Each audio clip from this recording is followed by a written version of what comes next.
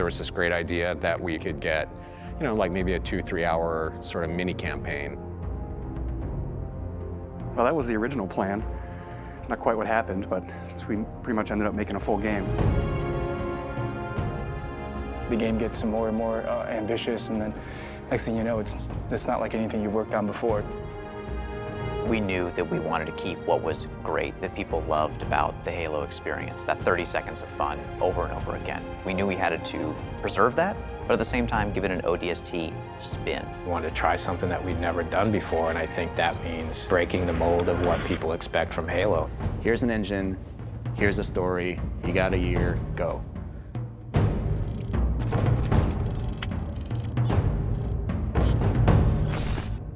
One of the great challenges that we had with ODST was, since we didn't want to be traveling all across the universe in this gigantic space opera, we wanted to really focus on one place. The hub was the single most technical thing that we've ever accomplished in the Halo engine. There was a lot of work done to try to come up with smart ways that we could build the city. It's definitely the biggest environment that we've made in any Halo game. We spent a lot of time trying to figure out how can we maximize the space without freaking out all the artists, and I think we figured out how to maximize the space really well. I don't think we ever figured out that second part too well. We want the player to have this open, visceral, you're in the city experience.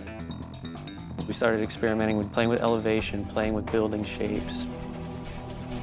It's a city that you actually completely walk through. Each BSP is directly alongside the other BSP. You walk through a door and you go into the other BSP. The road structure is not straight, it's diagonal, it's also multi-layered. I don't think we kind of realized how big the city would get. We basically had to build very specific tech that would give the AI the right type of behavior. We had the technology, we called it Squad Patrol. No matter where you were inside the hub, there would always be a certain amount of noise, a certain amount of enemy presence there that we could ratchet up and ratchet down depending on what we needed it to do. We need to have this dark, moody city without making it unplayable. I wanted to get a feeling of rain at night in an abandoned city. I still like to score the emotions and mood that we want the player to feel when they're playing the game. We want people to explore the city. We want people to find this, this kind of hidden little sub-story. What if the phones rang? You're alone, you're in the city, you're trying to unravel a mystery. That's the feeling you have every time you're the rookie.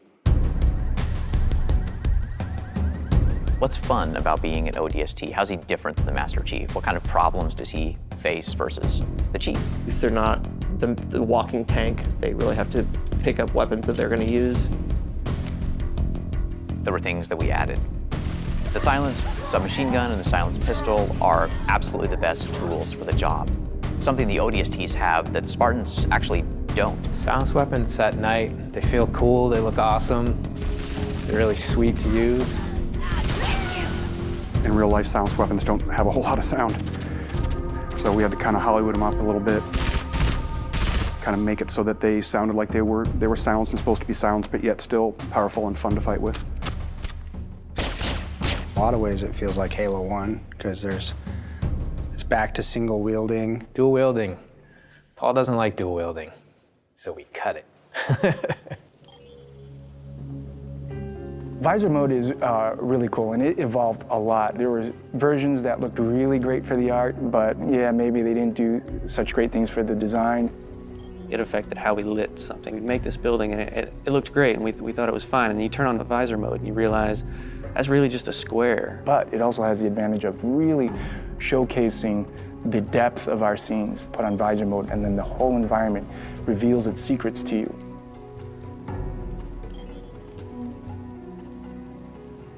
You know what sucks about big cities? You can get lost really quick. And that's where we came up with ideas for the Visor database, where you have a great map of the city that not only shows you where you are, but allows you to choose where you want to go.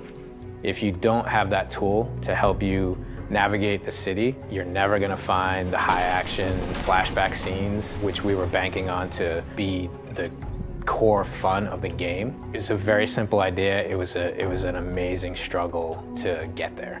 When you combine those things that we took away with things that we added, such as the visor, even though you might feel a bit more vulnerable, you have the right tools for the job. The hardest part moving from Halo 3 to ODST was just the difference in the play styles of the characters. If you look at the Master Chief in the course of the Halo games, he became ridiculously powerful over time. And ODST feels very different because when you start taking fire, you can't just continually keep kicking ass. You have to actually look for cover because you don't have a motion tracker like the Chief.